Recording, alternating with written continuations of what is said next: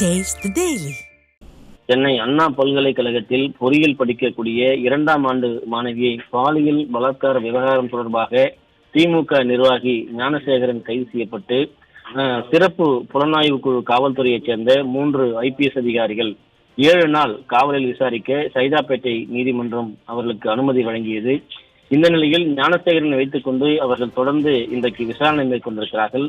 அபிராமிபுரத்தில் இருக்கக்கூடிய எழுத்தாளராக இருக்கக்கூடிய காவலரிடம் தற்போது சிறப்பு புலனாய்வு குழுவைச் சேர்ந்த அதிகாரிகள் எழுத்தாளர் மருதபாண்டியன் என்பவரிடம் இந்த விசாரணையை தற்போது நடத்தி வருகிறார்கள். இந்த மருதபாண்டியன் என்கிற இந்த காவலர் எழுத்தாளர் எதற்காக விசாரணை நடைபெறுகிறது என்றால், அண்ணா பல்கலைக்கழகத்திலே மாணவி அளித்த புகாரினுடைய அடிப்படையில் கோட்டூர்புரம் அனைத்து மகளிர் காவல்துறையினர் வழக்கு பதிவு செய்கிறார்கள். வழக்கு பதிவு செய்யக்கூடிய அந்த முதல் தகவல் அறிக்கையை வெளியே வருகிறது. முழுமையாக மாணவி தனக்கு ஏற்பட்ட பாலியல் வன்கொடுமை தொடர்பாக அளிக்கப்பட்ட புகாரினுடைய அனைத்து விவரங்களையும், குறிப்பாக மாணவனுடைய பெயர், பெற்றோர் பெயர், மாணவனுடைய முகவரி, செல்போன் எண் உள்ளிட்ட வெளியிடக்கூடாத அனைத்து தகவல்களையும் அந்த FIR முதல் தகவலாக வெளியே கசிய விட்டிருக்கிறார்கள். திட்டமிட்டு இந்த உள்நோக்கத்தோடு இந்த முதல் தகவல் அறிக்கையை கசிய விடுவதற்கான நோக்கம் என்ன, யார் மூலமாக, யாருடைய அழுத்தத்தின் காரணமாக இது வெளியே வந்தது என்பது குறித்து சிறப்பு புலனாய்வு குழுவைச் சேர்ந்த அதிகாரிகள் இந்த தீவிர விசாரணையை மேற்கொண்டிருக்கிறார்கள்.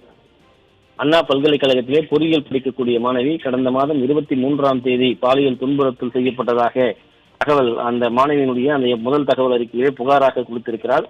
குறிப்பாக அந்த புகாரிலே திமுகவை சேர்ந்த ஞானசேகர் என்பவர் தனக்கு மிகப்பெரிய துன்பத்தையும் அநீதியையும் கண்ணீரோடு கதறிய போது கூட பாலியல் ரீதியாக பலாத்காரம் செய்யப்பட்ட விவரங்களை எல்லாம் அவர் அடுக்கி அந்த புகாரில் தெரிவித்திருக்கிறார். தனக்கு ஏற்பட்ட இன்னல்கள், தனக்கு இழைக்கப்பட்ட அநீதி, தனக்கு நேர்ந்த துன்பம் அனைத்தையும் அவர் கண்ணீரோடு பதிவு செய்திருக்கிறார். அதன் பிறகு காவல்துறையின் மீது ஒரு தெளிவான ஒரு விசாரணை இல்லை என்பதன் காரணமாக இதனை CBI விசாரணைக்கு கொண்டு செல்ல வேண்டும் என்று அனைத்திந்திய அண்ணா திராவிட முன்னேற்ற கழகம் தொடர்ந்து அண்ணா பல்கலைக்கழகத்தில் முற்றுகையிட்டு போராட்டம் நடத்தினார்கள். தமிழகம் முழுவதும் போராட்டம் நடத்தப்பட்டது. அதே போன்று சட்டமன்றத்திலே குறிப்பாக அண்ணா பல்கலைக்கழகத்தில் நேர்ந்த அந்த மாணவியினுடைய துயரத்துக்கு பின்னால் இருக்கக்கூடிய திமுக நிர்வாகி ஞானசேகருக்கு பின்னால் இருக்கக்கூடிய யார் அந்த சார் என்கிற வாசகம் அடங்கிய அந்த ஸ்டிக்கரை ஒட்டி சட்டையில் சென்று சட்டமன்றத்தில் இருந்தார்கள். அந்த சட்டமன்றத்தில் சென்ற காட்சிகளை கூட திமுக அரசு ஒருதலை பட்சமாக எந்த சட்டமன்ற அதிமுக உறுப்பினர்களையும் காண்பிக்கவில்லை, பேசுவதை கூட அவர்கள் காட்டவில்லை. குறிப்பாக அதே போன்று தமிழகம் முழுவதும் இருசக்கர வாகனங்களில் யார் அந்த சார் என்கிற ஸ்டிக்கர் ஒட்டப்பட்டது, பதாதைகள் ஒட்டி போராட்டங்கள் மேற்கொள்ளப்பட்டது. இப்படி பெரிய அளவிலே அனைத்திந்திய அண்ணா திராவிட முன்னேற்ற கழகம் மாணவிக்கு நீதி வேண்டும் என்று கோரிய நிலையில் சென்னை உயர்நீதிமன்றத்திலே அதிமுகவுடைய பெண் வழக்கறிஞர் தாமாக முன் வந்து சென்னை உயர்நீதிமன்றம் இந்த வழக்கு விசாரணையை நடத்த வேண்டும் என்று மனு தாக்கல் செய்திருந்தார். சென்னை உயர்நீதிமன்றம் தாமாக இந்த வழக்கை முன்னெடுத்து விசாரணை மேற்கொண்டது. விசாரணையுடைய அடிப்படையில் குறிப்பாக மாணவியை விசாரிப்பதற்காக 3 IPS அதிகாரிகள் கொண்ட குழுவோடு ஒரு பெண் தலைமை நீதிபதி இதை கண்காணிப்பார் என்றும் தெரிவிக்கப்பட்டது. ஞானசேகரன் கைது செய்யப்பட்டு சிறையில் அடைக்கப்பட்டார். காலம் கடந்து குண்டர் சட்டத்திலே தமிழக காவல்துறை அவரை அடைத்தது. குறிப்பாக நேற்றைய தினம், அதாவது திங்கட்கிழமை சைதாப்பேட்டை நீதிமன்றத்தில் ஆஜர்படுத்தப்பட்ட ஞானசேகரன் 7 நாள் போலீஸ் காவலில் எடுக்கப்பட்டிருக்கிறார். தீவிர விசாரணைக்கு உட்படுத்தப்பட்டிருக்கிறார். குறிப்பாக ஞானசேகரன் கையில வைத்திருந்த கத்தி, ஆயுதங்கள், மடிக்கணினி, அதே போன்று பென்டிரைவுகள் உள்ளிட்ட பல்வேறு ஆவணங்கள் பறிமுதல் செய்யப்பட்டிருக்கிறது.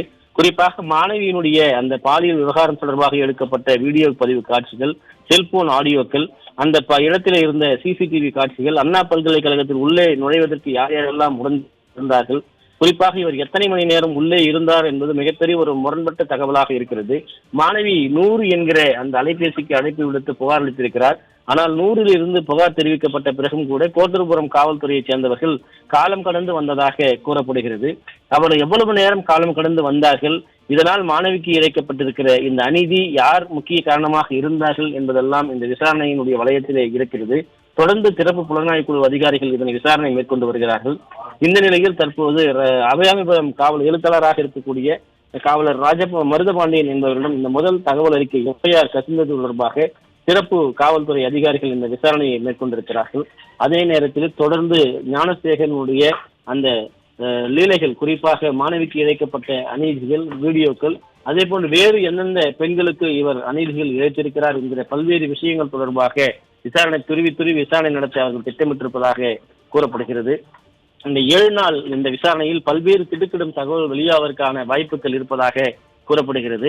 நேற்றைய தினம் கூட அவருடைய மனைவிகளாக ஒருவராக இருக்கக்கூடிய ஒருவர் திமுகவினுடைய கட்சி கொடி கட்டப்பட்ட அந்த காரிலே அவர் வந்து ஞானசேகரனை பார்த்து விட்டு சென்றிருக்கிறார். அண்ணா பல்கலைக்கழகத்தில் நடந்த பாலியல் வன்கொடுமை குறித்து தேசிய மகளிர் ஆணையம் அந்த தலைவராக இருக்கக்கூடிய விஜய் ரகக்கர் என்பவர் கூறுகிற போது இந்த விஷயத்தை உணர்ந்து, அதாவது தேசிய மகளிர் ஆணையம் காவல்துறைக்கு பல்வேறு விஷயங்கள் அறிவுறுத்தி இருக்கிறது. குற்றம் சாட்டப்பட்ட வழக்கான குற்றவாளி என்று யார் என்று தெரிந்திருக்கிறது. இதற்கு முன் இது போன்ற குற்றச்செயல்கள் எவ்வளவு செய்திருக்கிறார் என்பதை விசாரிக்க வேண்டியிருக்கிறது. அதே நேரத்தில் காவல்துறை நடவடிக்கை மேற்கொள்ளவில்லை என்பதால் தான் இப்படிப்பட்ட மிகப்பெரிய ஒரு அநீதி இழைக்கப்பட்டிருக்கிறது. காவல்துறை உரிய முறையில் துறை ரீதியான ஒரு நடவடிக்கையை மேற்கொண்டிருந்தால் இந்த முதல் தகவல் அறிக்கை கசிவதை தவிர்த்திருக்கலாம். அதே போல இந்த சம்பவத்தை மிகப்பெரிய அளவில் துன்புறுத்தலுக்கு ஆளாவதை கூட தடுத்திருக்கலாம் என்றெல்லாம் NCW என்று சொல்லப்படுகின்ற தேசிய மகளிர் ஆணையம் தெரிவித்திருக்கிறது. பல்வேறு கருத்து வெளியிட்டிருக்கிறார்கள். அவர்களுடைய அறிக்கையும் தற்போது மத்திய அரசிடம் தாக்கல் செய்திருக்கிறார்கள். தேசிய மகளிர் ஆணையம் இங்கு வந்து விசாரணை நடத்திய முழு விவரங்களை எல்லாம் மத்திய அரசிடம் தாக்கல் செய்திருக்கிறார்கள். அந்த அறிக்கையில பல்வேறு தகவல்கள் இருப்பதாக தெரிவிக்கப்பட்டிருக்கிறது. அதுவும் ஒன்றன் பின் ஒன்றாக வெளியாவதற்கான வாய்ப்புகள் இருக்கிறது.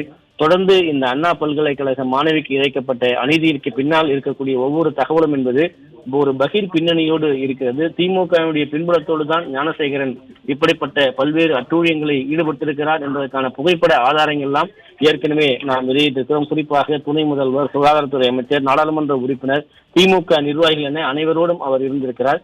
திமுகவுடைய சுகாதாரத்துறை அமைச்சர், துணை மேயர் எல்லாம் அவர் வீட்டிற்கு சென்று பிரியாணி சாப்பிட்டு இருக்கிறார்கள்.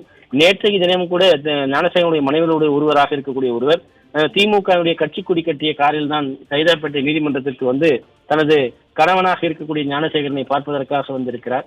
இப்படிப்பட்ட பல்வேறு தகவல்கள் வந்து கொண்டிருக்கிறது.